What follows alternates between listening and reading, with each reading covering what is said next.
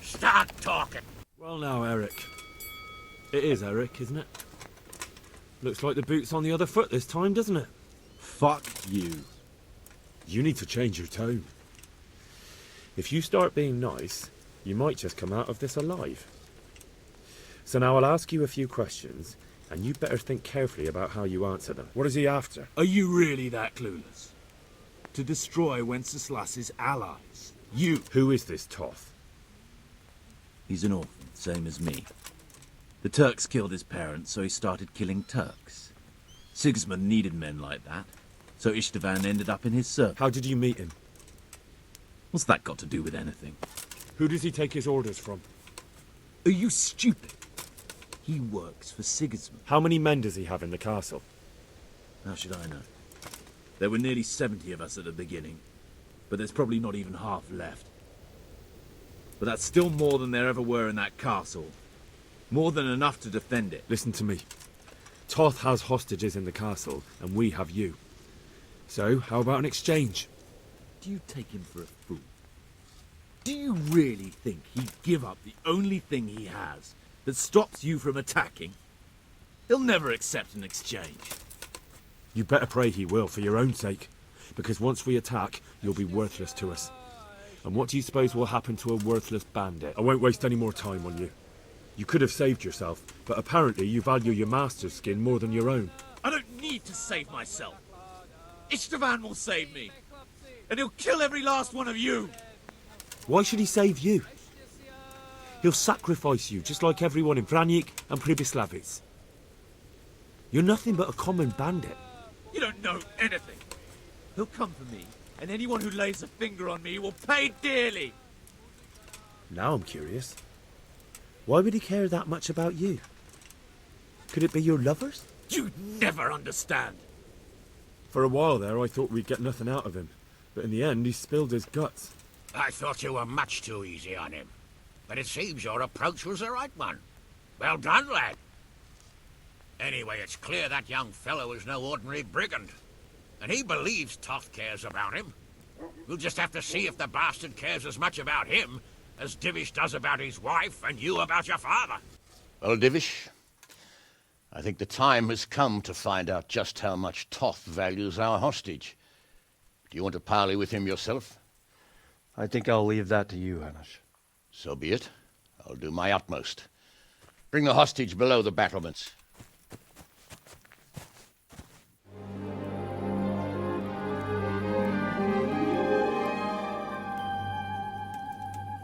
Sir Istvan! What is it? Did our neighbourly visit catch you unprepared? A little, but we've settled in nicely. And this fellow is enjoying our company so much, we simply can't get rid of him. It seems we are in similar situations. Perhaps it's time to send our respective guests home. Not a chance. Do you take me for a fucking fool? Be warned. If anything happens to Eric, I'll let every manjack here have his way with this bitch, and I'll dice Kobila into goulash meat. Nobly spoken, your grace. But for all I know, you may have done that already. Divish, I'm sorry.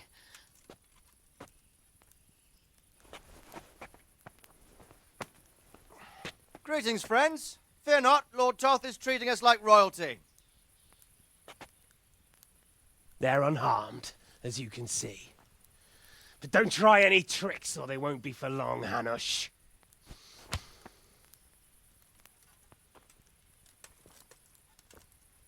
It seems your lord doesn't place any great value in you, boy.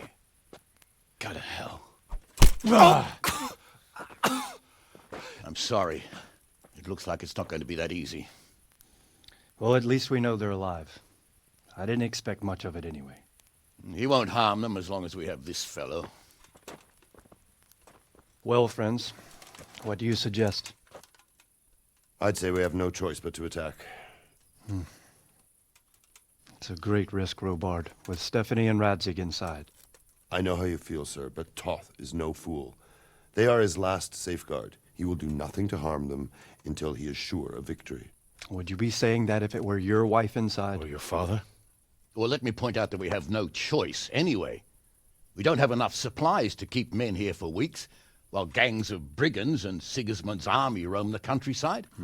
Toth won't agree to an exchange, and even if he did, we'd have to let him go. With all his men, he'd be a thorn in our sides till Judgment Day. Sir, a message has arrived. Oh, what is it? Margrave Jobst is approaching with his retinue and wants to speak with you. Jobst, you say? All right. What is he doing here? Who's Jobst? Jobst of Luxembourg is cousin to King Wenceslaus and Sigismund. He's the Margrave of Moravia. Only a year ago, he was collaborating with Sigismund and the League of Lords. He betrayed King Wenceslas and his ally Prokop. Now, he's changed sides, appointed himself the leader of the rebellion against Sigismund, and wants to liberate Wenceslas. Whichever way the wind blows. Nevertheless, it seems the decision is made for us. We don't want Jobst camping with us in front of our own castle like a band of gypsies. I'm afraid you're right, Hanish. All right. We'll let the men rest a while, and then attack. Come to me when everything is ready. I'm glad you came. At your service, sir. I'm about to give the order to bombard Talmberg. And since it's mainly thanks to you that we still have a trebuchet, I think you should have the honor of the first shot. I'd be delighted. To smash my castle? I can't say I share your enthusiasm. Sorry, sir. I didn't mean it like that. There's nothing to it. The men will load the trebuchet. All you have to do is pull the lever. Well, I suppose I could manage that. Then we'll bombard Talmberg for several days. Sir Robard will explain what comes next. God be with you. There was precious little in it, and we could have lost everything. That's how it goes in war. But God stood by us. And in the end, they're nothing but a bunch of filthy cutthroats. They're sneak thieves and assassins. But does that make them real soldiers? Well, they're apt to wait till a man nips off into the bushes to relieve himself, lifts up his chainmail tunic and stab him in the back. Personally, I'd rather face a proper soldier. Because you know just who you're up against.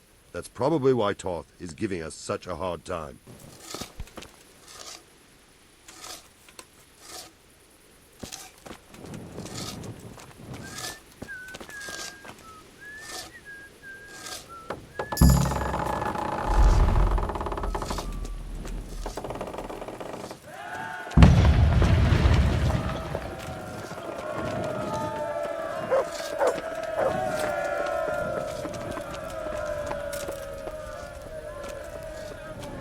Divish said... Sir Divish. Sir Divish said you tell me what happens next. Aye. We're going to watch Istvan shitting himself. That's all? For a few days at least. So if you have anything to attend to, now's the time. Just don't forget to come back.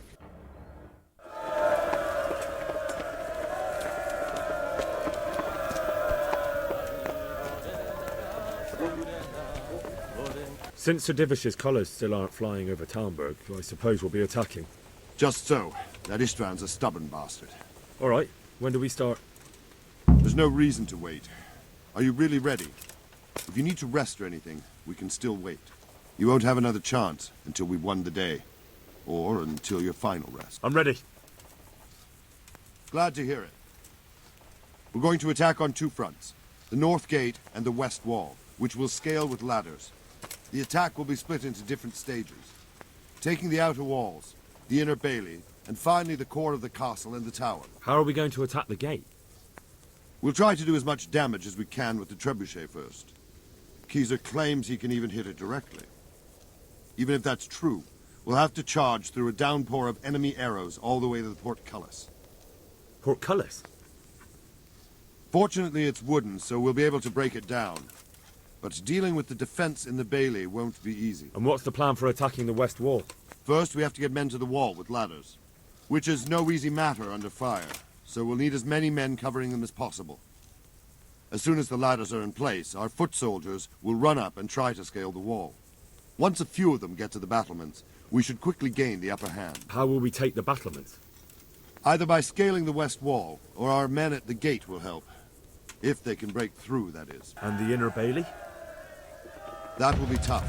Even if we get through the gate and into the outer bailey, we're still a long way from victory. The castle is designed so we'll be like hens in a coop to anyone with a bow on the inner battlements. We'll have to either fight our way through, or somehow get around them. What about the living quarters? There, I'm worried most about the hostages.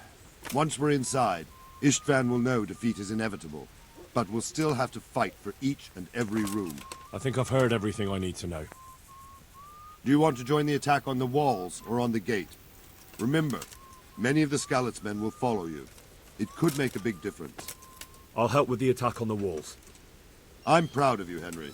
You've changed from an insolent pup into a tough, reliable fighter. And as God is my witness, we will kick those whore sons' arses. A village lad and an old soldier? This man must be shaking in his boots. If he's not shaking, then he doesn't know what he's got coming. Just one last thing, though.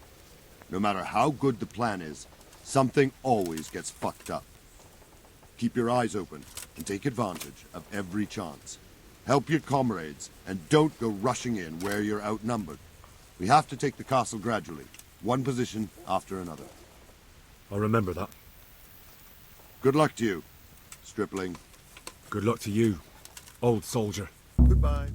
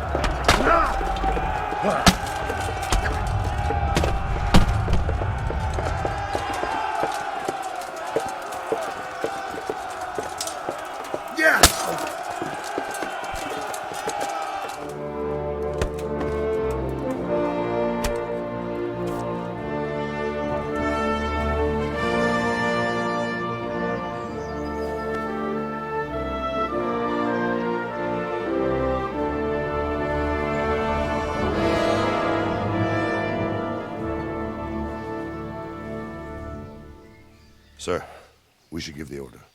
Let's see if Istvan Toth can worm his way out of this one. Don't tempt fate, Hamish. Istvan! It's over!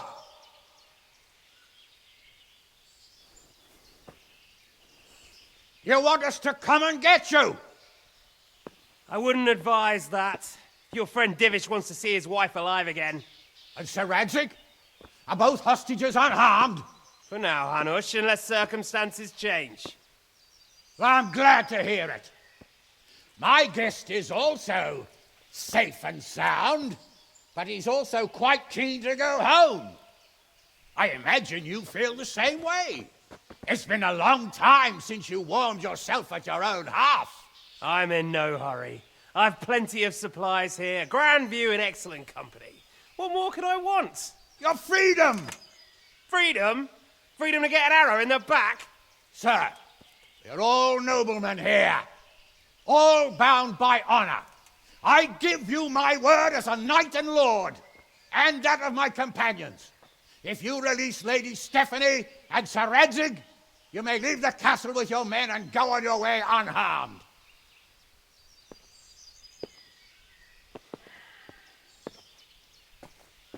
And just how far will we get? What good will it do me if your men attack us in the woods instead of here? If you give me your word of honor that you will leave and never return, I promise you safe passage to the boundary of this fiefdom. What happens after that is up to you and the will of God Almighty. Very well then, but I want a small safeguard. I'll give you her ladyship, but Radzig comes with me. I'll release him in Skalitz. Out of the question! Is our word not good enough for you? Is mine not good enough for you? I swear I'll release him when I get to a safe distance. I'll go with him, Hanush. Let the Lady Stephanie have her freedom now. Father! Don't worry, son. I trust Lord Toth's self-interest more than his word. He wouldn't be fool enough to harm me. If you're certain, Radzig. Prepare horses and supplies, and tell your men to pull back. We'll come down. You heard him. Get to work. And any man who breaks this truce answers to me. So, are you really going to let them go? My word is my bond, Henry. He's a cutthroat and a liar. Good men are dead because of him. What's to stop us from skewering him as soon as he sets foot outside? Our honor! If you let him go, he'll do the same again. Or worse. God's justice will find him. And then, he'll get a taste of my mace. If we break our word of honor, we have none. And without honor, we are nothing. Never fear. Your father will be all right. We'll hunt down those vermin yet.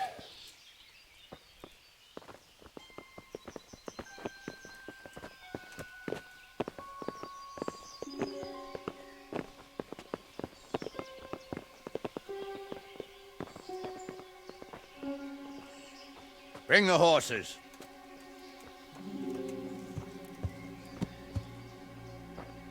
Here she is, as I promised. Not a hair on her head harmed. Divish! Stephanie. Forgive me, husband. I'm sorry. For what? For letting them into the castle. Come now, my dear. You're not to blame. I didn't know who he was. He said he was your friend. Never mind. Did he hurt you? No.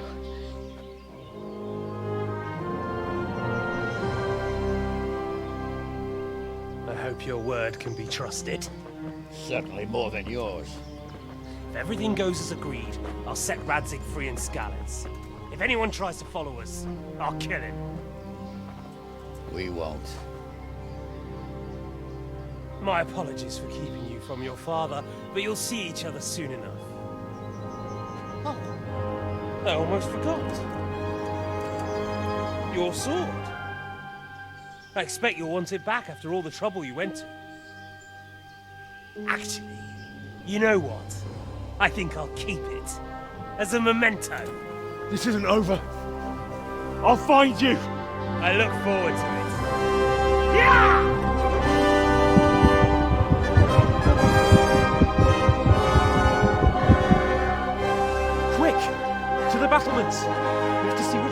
go! Oh, they really are heading for Scallets. Mount up, Henry. You've heard what he'll do if we follow them. We're not going to follow them. We just have to collect your father. Or do you want him to walk back here when they release him?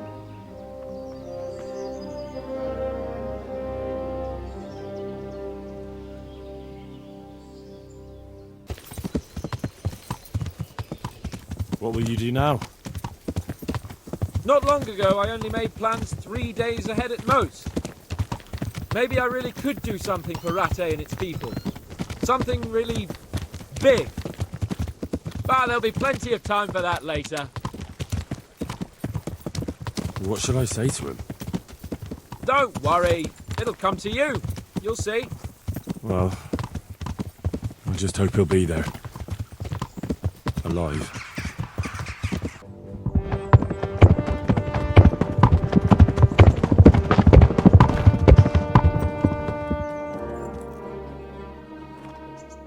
There's no sign of them. Move on.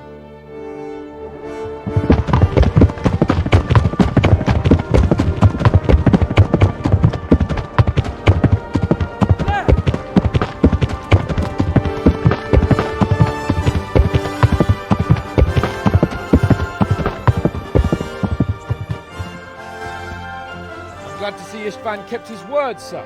Not half as glad as I am, Your Grace. Well, we kept our word too. And now Toth has had his head start and he's fair game. Which way do they go?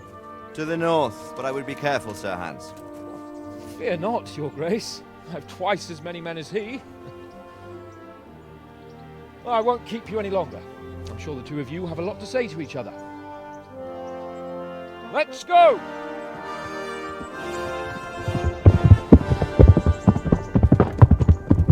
All right, Father? I am. They treated me quite decently. Although they did steal my horse, so I'll have to go back on foot.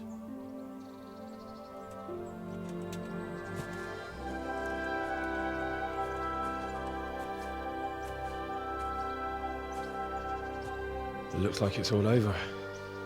Not by a long shot. It won't be over until we get this mess cleared up. And catch that bastard. How could we let him go? Would you rather we killed him? Even if it meant Lady Stephanie and I died too? No, of course not. But what was to stop us from killing him after the exchange? Honor? Honor? If the word of honor of a nobleman could not be trusted, then he would never have agreed to the exchange. Where's the honor in abandoning your son? You know how it is. We were young. It happened. And I couldn't marry a commoner. Then your father, Martin, came along and took care of both of you. He knew it. What? That I was your father? Certainly. He was a great man. He took you as his own. And always kept an eye on you. Of that you can be sure. I know so little about his past. He told you nothing? Oddly enough, even though you don't have his blood, you're very like him. When he was around your age, he became bored of his trade and set out to see the world. He lived through many adventures, even fought in a war. In a war? Yes, in Poland, I believe. And I don't think he cared much for it. That's why he wanted me to stay at home. He spent some time in Prague, then settled in Kuttenberg. But it seems he quarreled with someone there and finally ended up here. You know the rest. I loved him, but even so, I somehow always had a feeling I didn't quite fit in. It was in your blood, I suppose.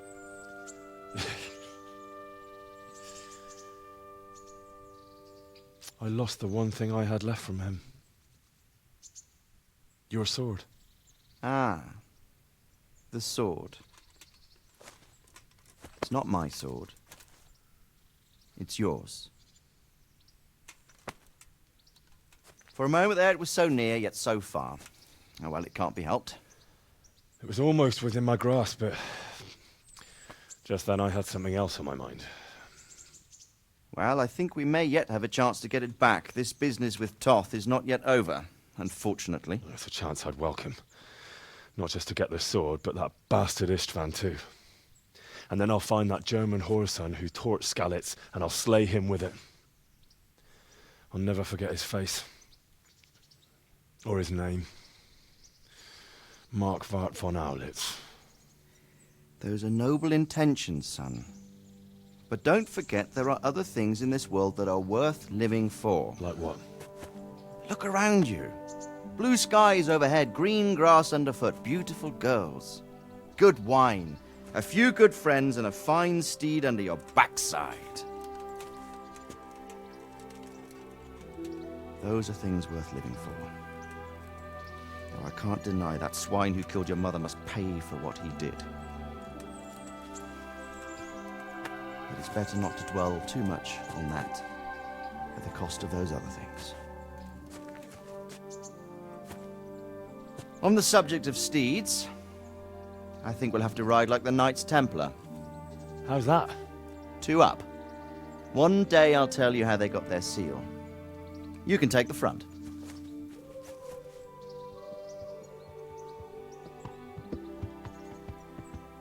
It's like I always imagined it would be, teaching my boy to ride.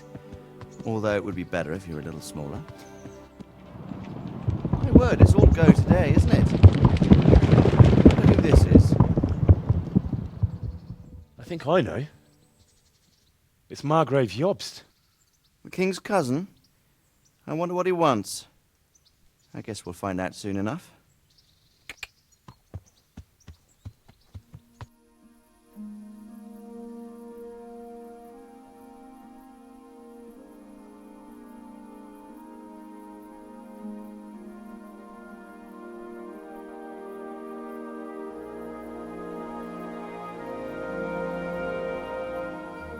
You're doing well, son. Father. Come now. You know who sired you. That doesn't matter now.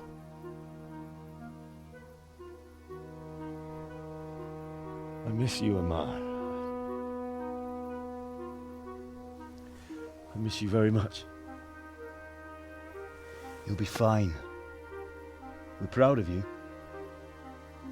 For what? I let you down. I lost the sword. I let that bastard get away. Don't be so hard on yourself. There was nothing you could have done to save us. And someone has to live and carry the torch. As for the sword, it's just a thing. You didn't want me fighting. Now look at me. Standing up to evil isn't the same as sowing its seeds. You did what was right.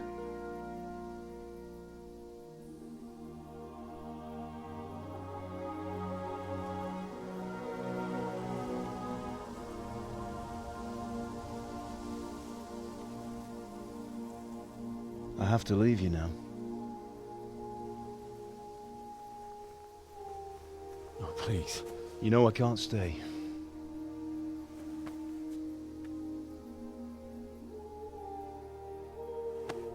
Will I ever see you again? God knows.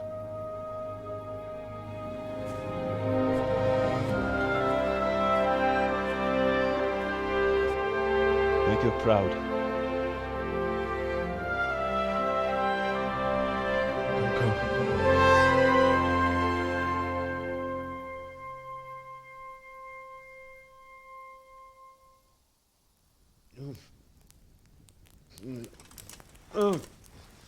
Don't go. Don't go. No. What on earth were you dreaming about? I couldn't wake you, and it's well past dawn. Sir Radzik wants you at the upper castle. The lords are in council with Jobst. Right. I'll go straight away.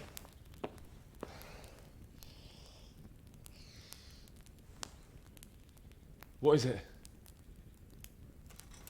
It's just... I don't know how to address you anymore. All of a sudden you're Sir Radzig's son, hobnobbing with lords and ladies.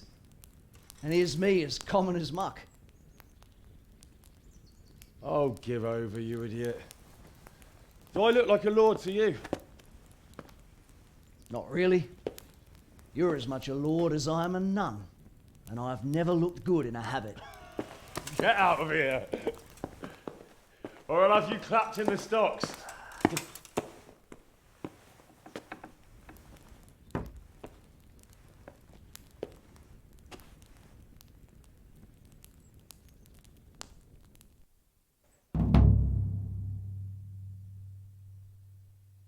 Oh, Hal. Are you going to the meeting with Margrave Jobst as well? I am. What about Istvan? I assume... That we didn't catch him? No. Because if we had, you'd be the first one to know. Have no fear. We'll get him eventually. I hope you're right. Anyway, let's go and see what Jobst wants from us.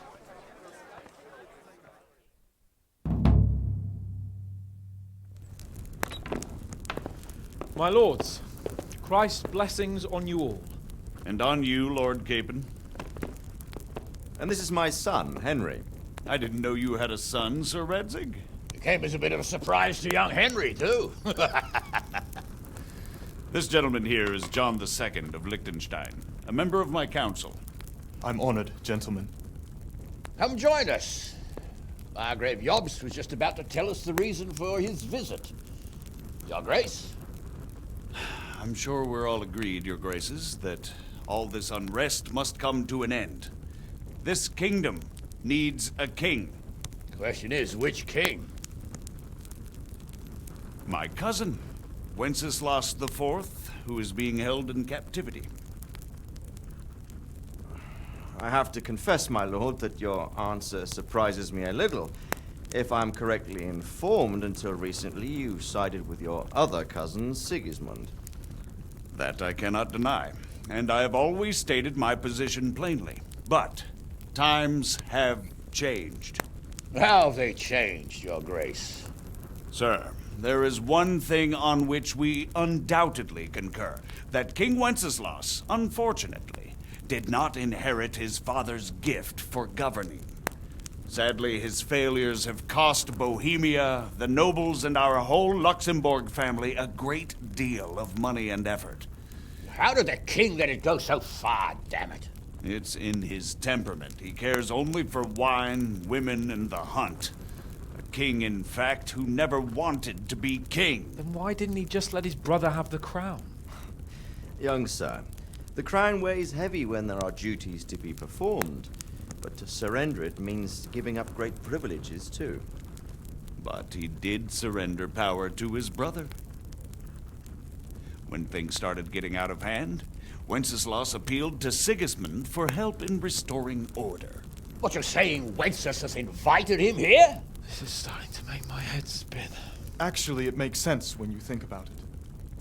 Sigismund wanted to re-establish the power of the whole House of Luxembourg.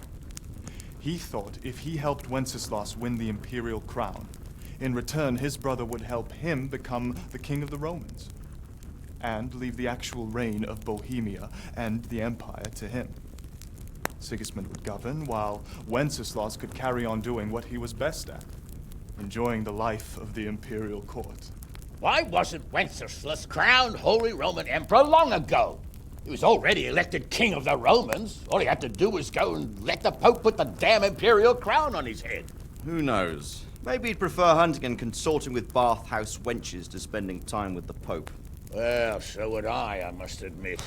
Sigismund's plan seemed sound enough, but it didn't quite work out, did it? It worked for a while. He and his brother reached an agreement.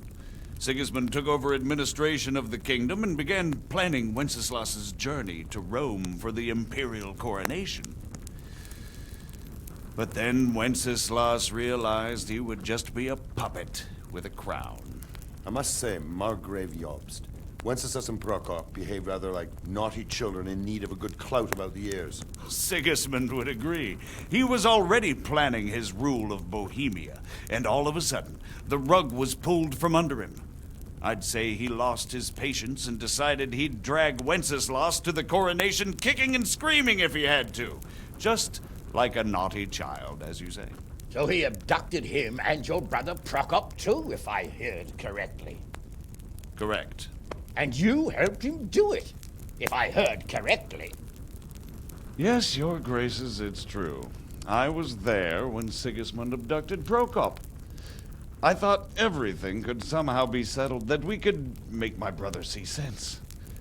But Sigismund just wanted to put an end to the dispute once and for all, whatever the cost. There was nothing I could do to stop him. And that's one of the reasons why I'm here. The worst of it is that it was all for nothing. Instead of putting a stop to the revolt, it escalated it, and the result is this chaos we have today. That's true enough, sir. But I must admit now, I'm not sure what your position is. The king is incompetent, but we must protect him? The simple truth, gentlemen, is that for all of Wenceslas's faults, we have no one else. So we'll have to make do with his idleness. People like him, though. But what can we do now? Sigismund has the League of Lords behind him. Otto von Bergolf, Heinrich von Rosenberg. The situation has gotten completely out of control. Now even the nobles of the League of Lords are realizing that Sigismund wasn't the right choice. So now Bergolf is on your side.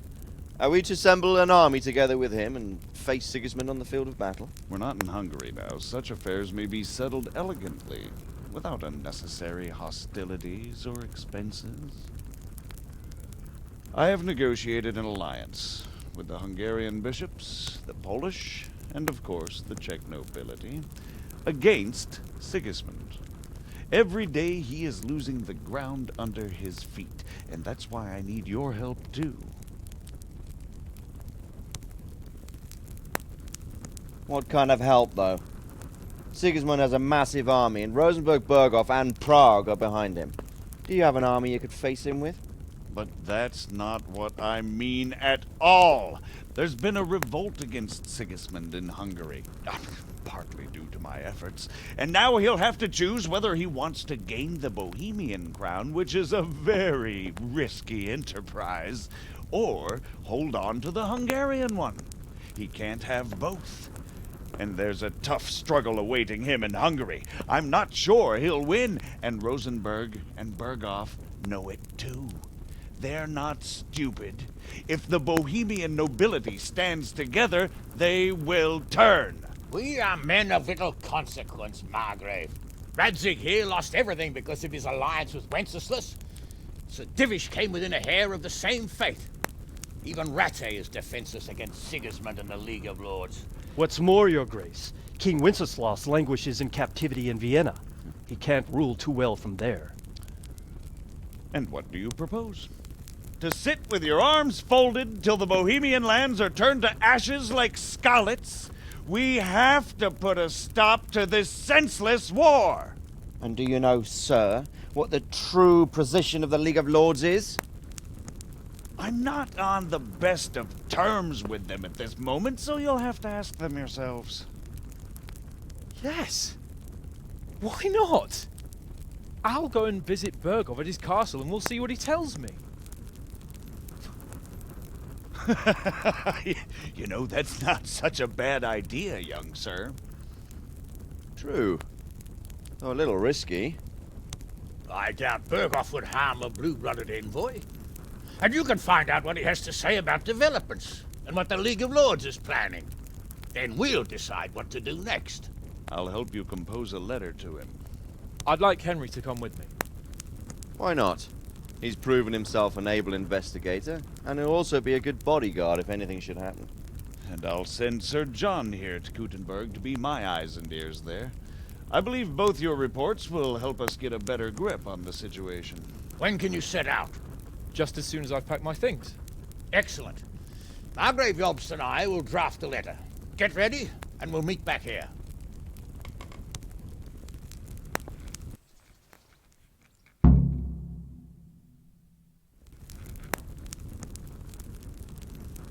I believe we have written it well, gentlemen.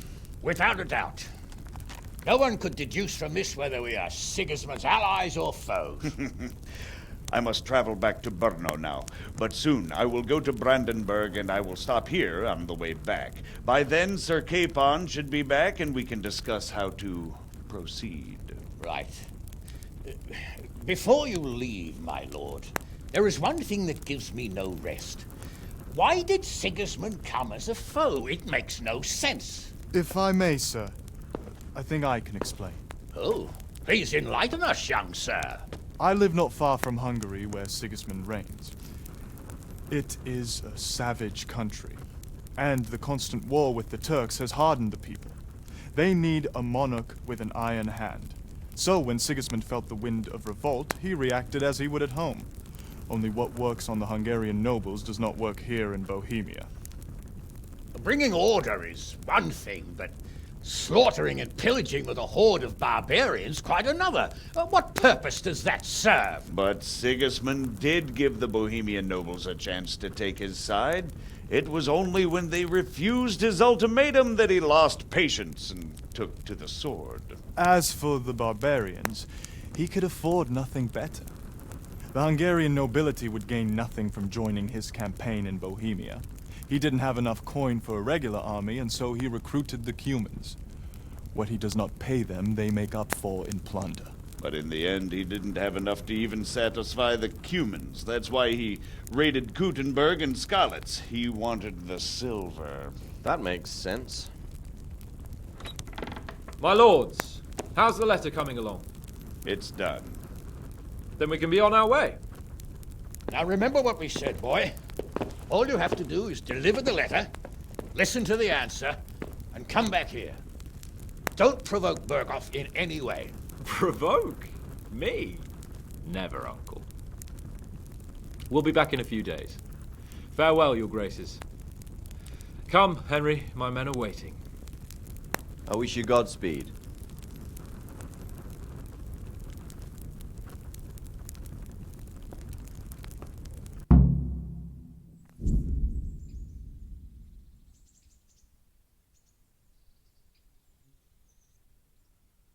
Come now, Hal. My men are mustered in the courtyard. We can get going.